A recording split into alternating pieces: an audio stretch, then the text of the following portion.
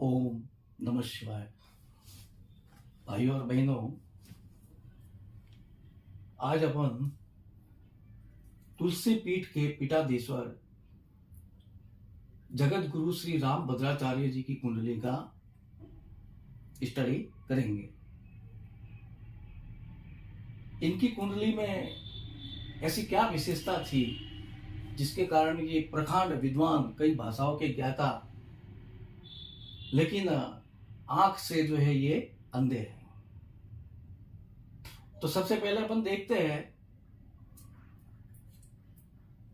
इनका जो जन्म का नाम है वो वृश्चिक राशि के ऊपर है, यानी चंद्र वृश्चिक पे बैठा है और सूर्य इस स्थिति में इधर से जब सूर्य इस तरफ होता है तो रात्रि का इनका जन्म है और कन्या लग्न में इनका जन्म हुआ है। साथ में अपन देखेंगे कन्या लग्न वाले बुद्धिमान, वाचाल और साथ में इनकी बुद्धि बड़ी तीव्र होती है, स्मरण शक्ति जो है वो बड़ी तेज होती है। और लग्न का स्वामी बुध जो है मित्र के घर में बैठा है, शनि के घर में बैठा है। तो इस प्रकार से ये अब यहां पर देखते हैं कि मंगल और केतु की दृष्टि सप्तम भाव पर है। सप्तम भाव पर राहु बैठा है और सप्तम भाव में अपन देखेंगे मंगल और केतु की दृष्टि है। सप्तम भाव का कारक कौन है तो कि गुरु है। सप्तम भाव का कारक कौन? शुक्र इस घर में बैठा है, शनि के घर में।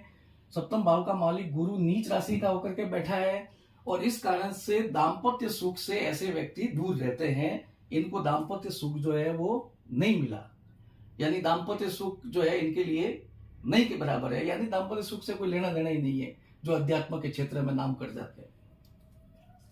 यहां पर इस कुंडली में मैंने पहले भी कहा था, मेरे पहले भी वीडियो आए हुए हैं कि जब 4 या 5 या 4 ग्रहों से 3 ग्रहों से ज्यादा जब ग्रह बैठ जाते हैं एक ही घर में तो प्रवज्या नामक योग जो है वो बनाते हैं। अब यहां पर देखते हैं पंचम भाव में शुक्र, गुरु, सूर्य, बुध, ये 4 ग्रह जो है ये यहाँ पे पंचम भाव में बैठे हैं शनि के घर में। शनि खुद वैरागी है और इस कारण से इनकी जिंदगी में प्रवज्या योग आया। अध्यात्म के क्षेत्र में इनको बचपन से ही रुचि थी और माता पिता के भी संस्कार इनके बहुत अच्छे थे। इस कारण से बचपन से ही इनको संन्यास के प्रति रुझान था, अध्यात्म के प्रति रुझान था और आगे जाके ये सन्यासी बने। आज जो है अपन कह सकते हैं कि तुलसी पीठ के पीठाधीश्वर है। अब यहां पर अपन देखते हैं कि कुटुंब सुख का स्वामी शुक्र जो है वो पंचम घर में है और कुटुंब के ऊपर शनि की दृष्टि है। तो कुटुंब से यहां पर अपन देखते हैं कि केतु की शुक्र के ऊपर दृष्टि है 1 2 3 4 5। तो इस कारण से इनको कुटुंब का कोई सुख जो है वो नहीं मिला। कुटुंब का जो सुख से जो है इनका कोई लेना देना नहीं है। अब यहां पर अपन देखते हैं कि तृतीय स्थान में देखो, यहां पर अपन देखते हैं कि द्वादश आंख का संबंध सूर्य और चंद्र से है और आंख का संबंध द्वितीय भाव और द्वादश भाव से भी है। आंख का संबंध द्वितीय भाव और द्वादश भाव और साथ में सूर्य और चंद्र से और इनके स्वामी को भी देखा जाता है।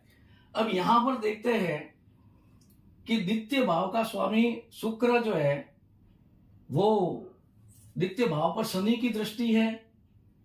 साथ में अपन कह सकते हैं कि द्वितीय भाव केतु के भी प्रभाव में मंगल पास में आया हुआ है, शनि की खराब दृष्टि है। द्वितीय भाव का स्वामी शुक्र जो है उसके ऊपर केतु की दृष्टि है। चंद्र अपने आप में नीच है। सूर्य जो है वो मकर राशि का होकर के इधर बैठा है पंचम भाव में। अब सूर्य राहु का भी इसके ऊपर, चंद्र के ऊपर राहु की दृष्टि है। तो इस प्रकार से चंद्र जो है वो पीड़ित है। साथ साथ में अपन कहेंगे द्वितीय भाव भी पीड़ित है।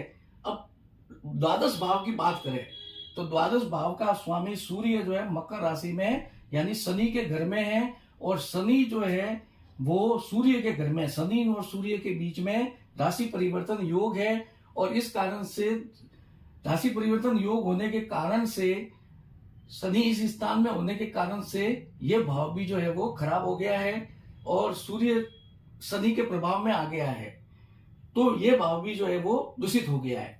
अब यहां पर अपन देखते हैं चंद्र कुंडली में, तो द्वितीय भाव का स्वामी कौन है? गुरु है। गुरु जो है खुद नीच राशि का हो गया है और 1 2 3 4 मंगल की दृष्टि है द्वितीय भाव के ऊपर।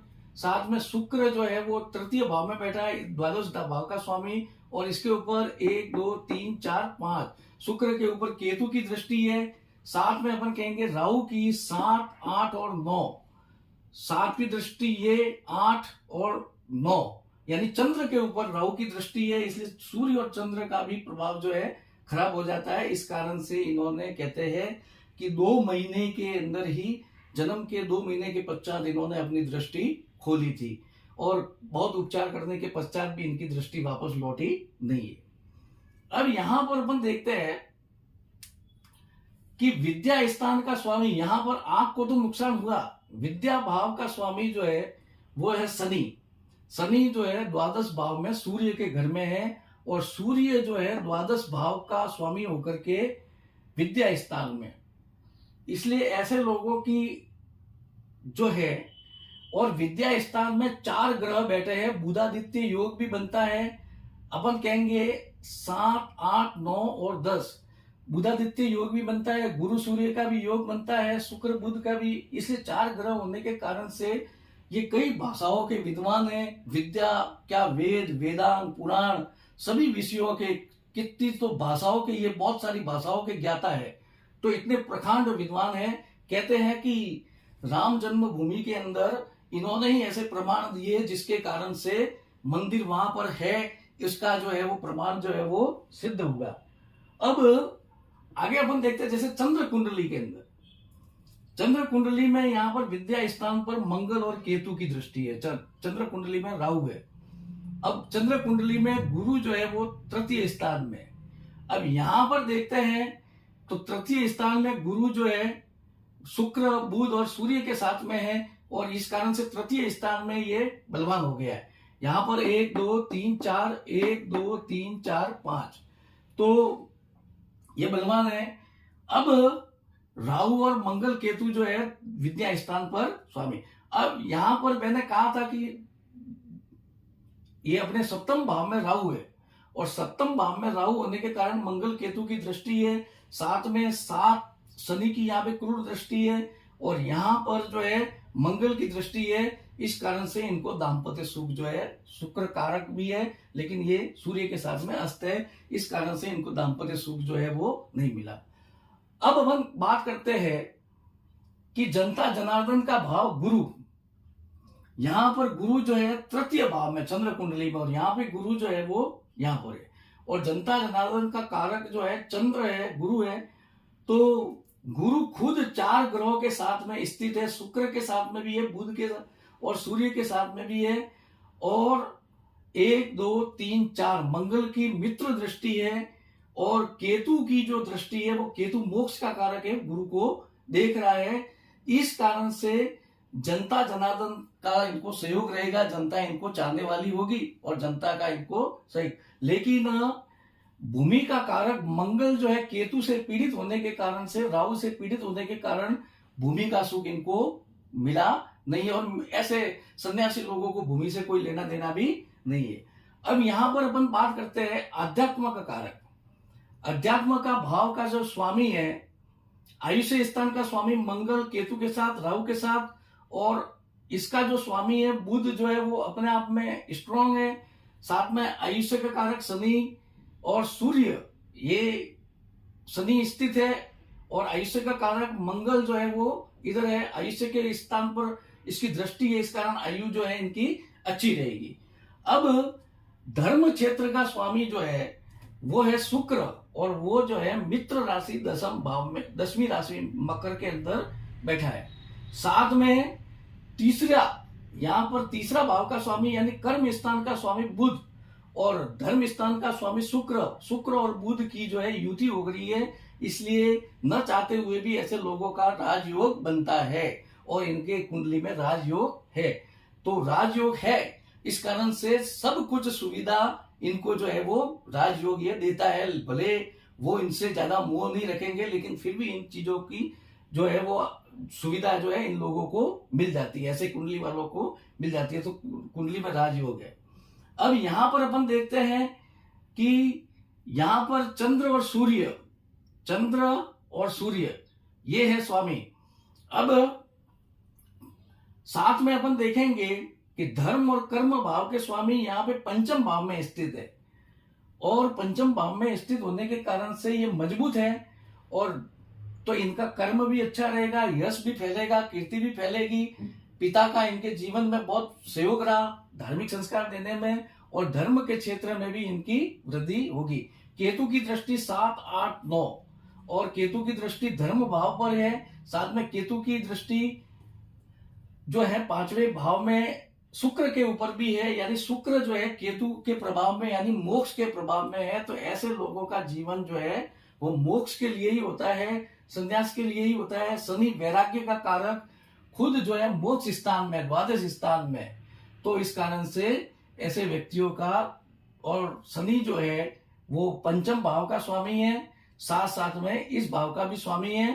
तो शनि भी जो है इनको अध्यात्म के क्षेत्र से जोड़ता है, और ये कर्म स्थान और धर्म स्थान ये भी जो है इनके अध्यात्म के क्षेत्र से जुड़ते हैं। तो इस प्रकार से आज अपन ने जगत गुरु राम भद्राचार्य जी की जन्म कुंडली का अपन ने अध्ययन किया। प्रवज्या योग इनकी कुंडली में है, साथ में दृष्टि दोष, दृष्टि जो है वो विनाश योग भी है, दृष्टि विनाश का यह योग भी है, लेकिन दाम्पत्य सुख इनके जीवन में नहीं है, आयुष्य है। तो इस प्रकार से कुंडली का अपन ने अध्ययन किया। आप सभी से निवेदन कि मेरे वीडियो को ज्यादा से ज्यादा लाइक करें, सब्सक्राइब करें, शेयर करें और कमेंट करें, और कृपया वीडियो को, जितने भी वीडियो है उनको पूरा देखें, बीच में स्किप ना करें किसी भी वीडियो को। और वीडियो देखने के लिए आपको बहुत बहुत धन्यवाद। आशा है कि आप वीडियो को लाइक, सब्सक्राइब, शेयर और कमेंट करेंगे। बहुत बहुत धन्यवाद। ओम नमः शिवाय।